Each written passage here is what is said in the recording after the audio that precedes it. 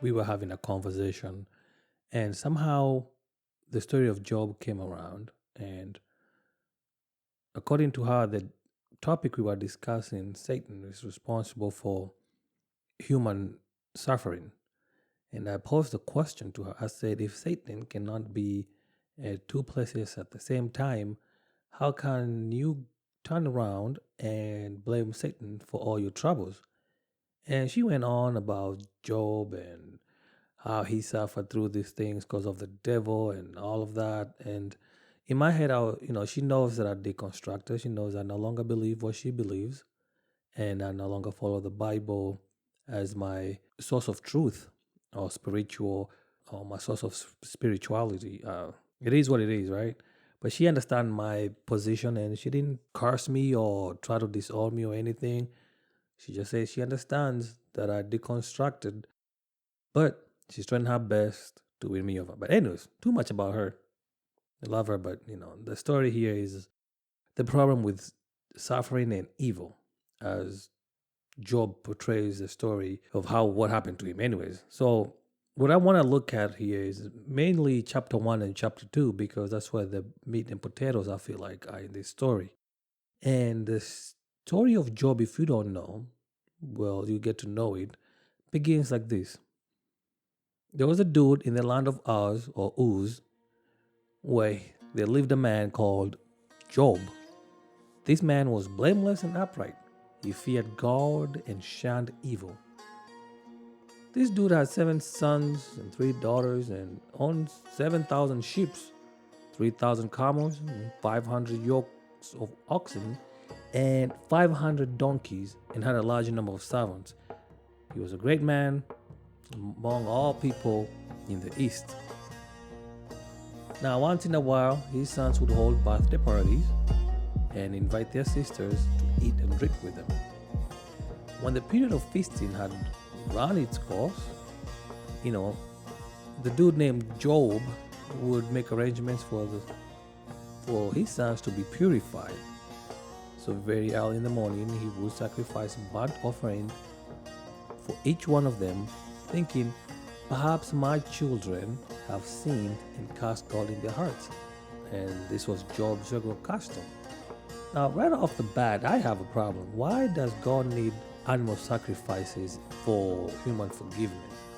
And I know some of you are going to say that Christ came and died so that animals are not sacrificed. But what purpose does that serve? He created the animals and said they were good.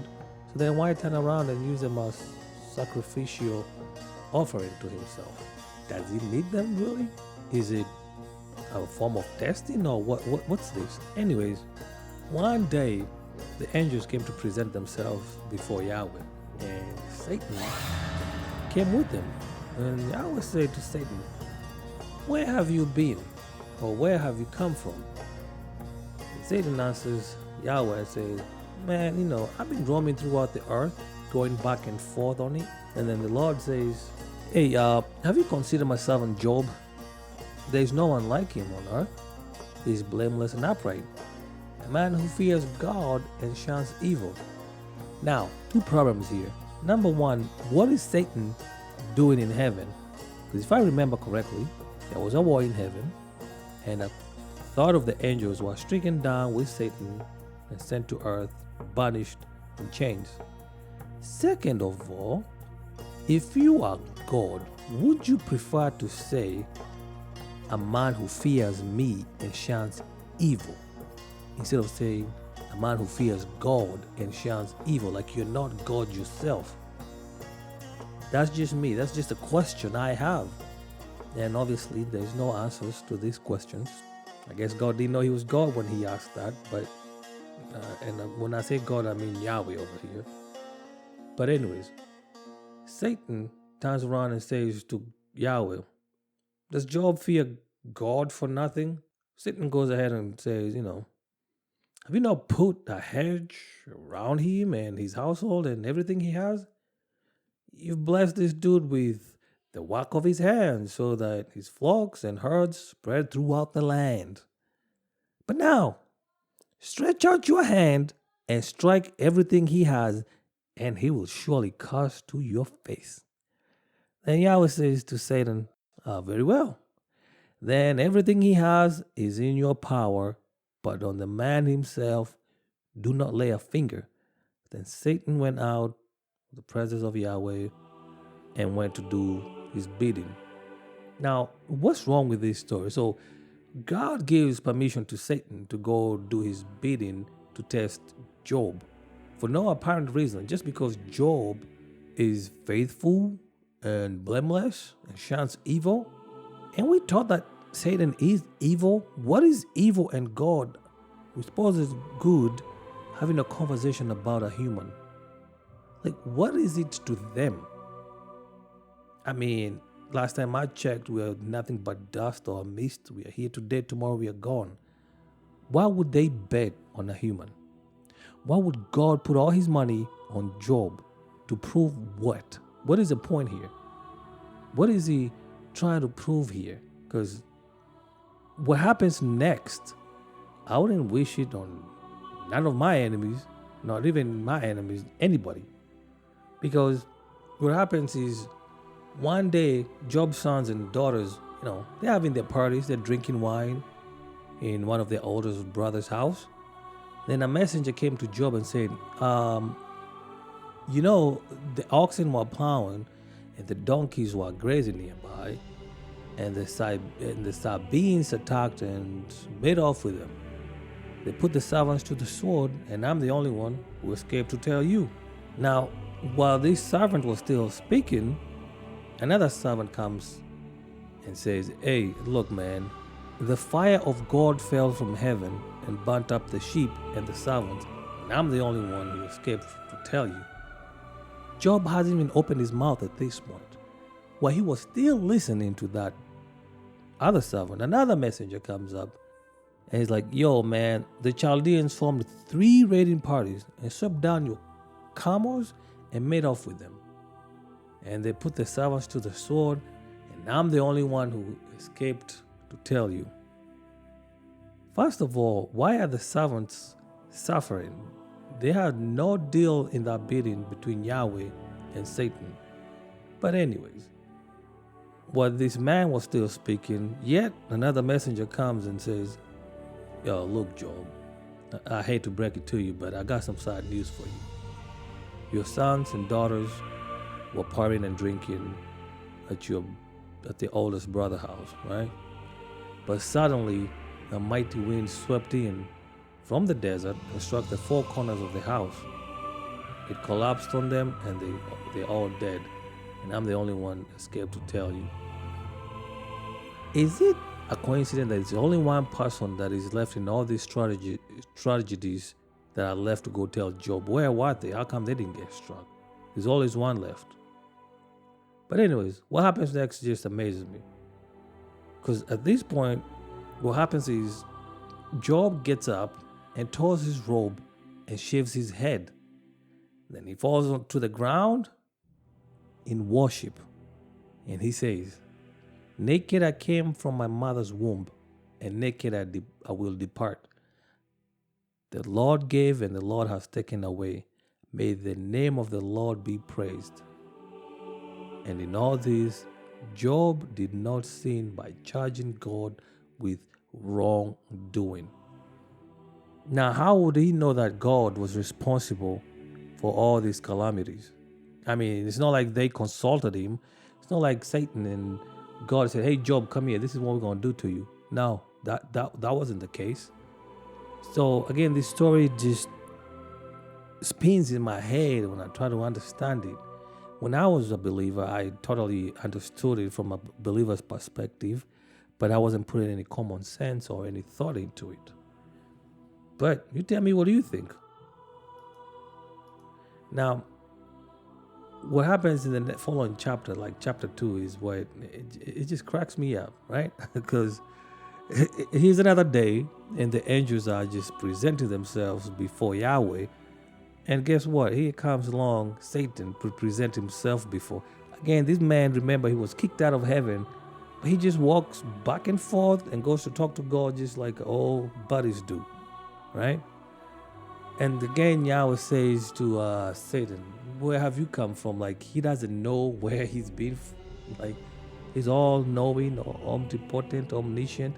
He should know where Satan is. At this point, why are you asking this man where he's been? Or this creature of Satan, however you want to say. And Satan answered, doing my regular business, just roaming around the earth, going back and forth in it. And then Yahweh says to Satan, have you considered my servant Job? There is no one on earth like him.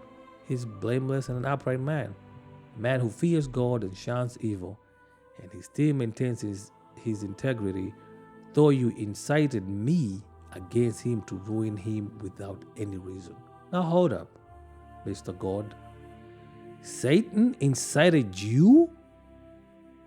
Didn't you see that coming? Couldn't you see what Satan was planning? As a matter of fact, if I remember correctly, you're the one who struck up the conversation about Job. It wasn't Satan. So why are you turning around and blaming Satan that he incited you to strike Job for no reason? Like, how is that possible that God can be convinced by an evil creature to do evil things to someone? Does that even make sense? Does it? If we are considering God to be good, I mean, at this point, when I say God, I say God of the Bible, Yahweh. If he's good and all-knowing, why would he? You see where I'm coming from? Like, this doesn't make sense. Unless you understand it in a different way that I don't, please explain it to me. But anyways, moving on. Skin for skin, Satan replies. A man will give all he has for his own life. But now stretch out your hand and strike his flesh and bones, and he will surely curse you to your face. Then Yahweh says to Satan, very well, then he's in your hands, but you must spare his life. I mean, just do anything short of killing the man.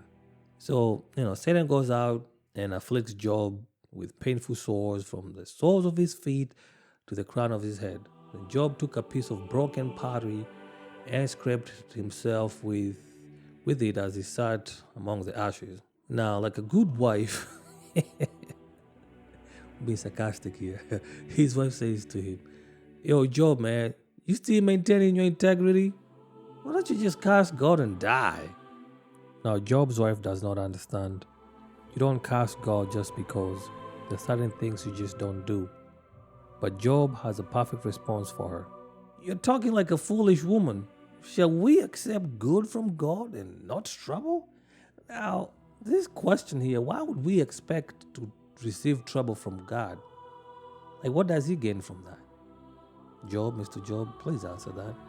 Anyways, it's just a story. I'm getting too much into it. With all the swords and everything, Job did not sin at all. But then, after some time, his three friends, Eliphaz, the Temanite, Bildad, the Shushite, and Zophar, the Naamathite, heard about all the troubles that had come upon him. They set out from their homes and, they met together by agreement to go sympathize with him and comfort him. And, when these dudes came to see him, from a distance, they couldn't even recognize who Job was. So when they got there, they sat with him for 7 days and 7 nights. And, nobody said a word because they saw how the suffering was. I mean, what would you say? But anyways, after all that, after his friends for 7 days sitting right there, Job curses the day of his birth. I don't know why he did that. Why would you curse the day you were born?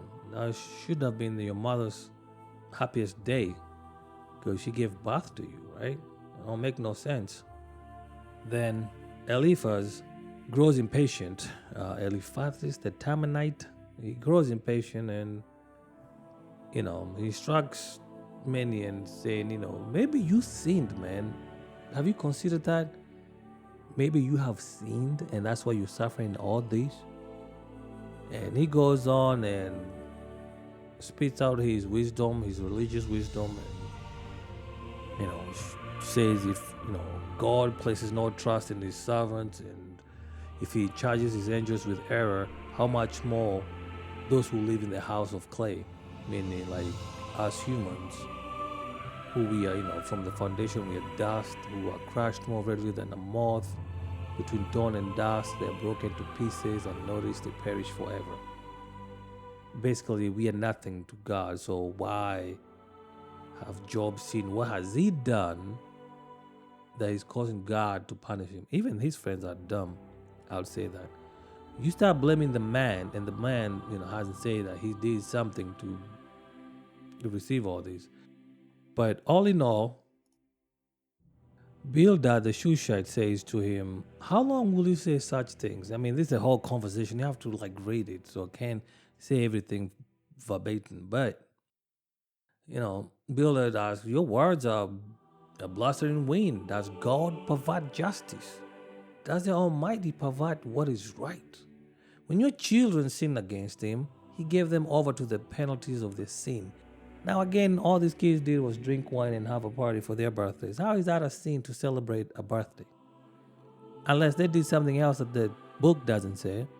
But all these blaming, they even go to the extent of saying that God does not reject one who is blameless or strengthen the hands of evildoers, which is correct statement in itself. That's why I'm wondering, why would God, Yahweh, send all these calamities to Job?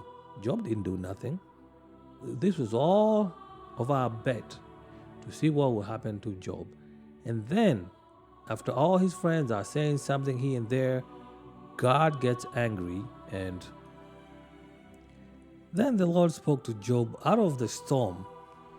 He shows up in the storm instead of, hey, sure it not be like, I'm the real deal. I'm the reason why you're suffering. But he shows up in the storm and he says, "Who is this that obscures my plans with words without knowledge? Brace yourself like a man. I will question you and you shall answer me. Where were you when I laid the earth's foundation? Tell me if you understand. Who marked off its dimensions? Surely you know. Who stretched a measuring line across it? On what were its footings set? Or who laid its cornerstones? While the morning stars sang together and all the angels shouted for joy? Who shut up the sea behind doors? And who burst forth from the womb? When I made the clouds its garment and wrapped it in thick darkness? When I fixed limits for it and set its doors and bars in place? When I said this far may come, no farther, here is where your proud waves halt." And God goes on and goes on, gaslighting Job and blaming Job for the things that he said. And he goes to even ask who feeds the ravens, and when it's young, cry out to God and wonder about for lack of food. There's such things that God is supposed to ask, like when the mountain goats give birth. Do you watch the doe bears when the doe bears are born? Such things that you cannot answer as a human because you're not there. You don't know what happens. And then at some point, Job turns around and says, "Look, Lord, look, Yahweh, I am unworthy. How can I reply to you? I put my hands over my mouth. I spoke once, but I have no answer. Twice, but I will say no more." And then the Lord speaks again from the storm and says, "Brace yourself like a man. I will question you and you shall answer me." And why is he telling this dude to brace himself like a man with all the suffering?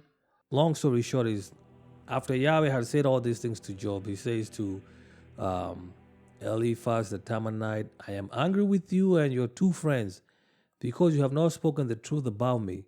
Excuse me, they say that you cannot curse a person who is blameless. How is that? Is that a lie? I mean, were you copying?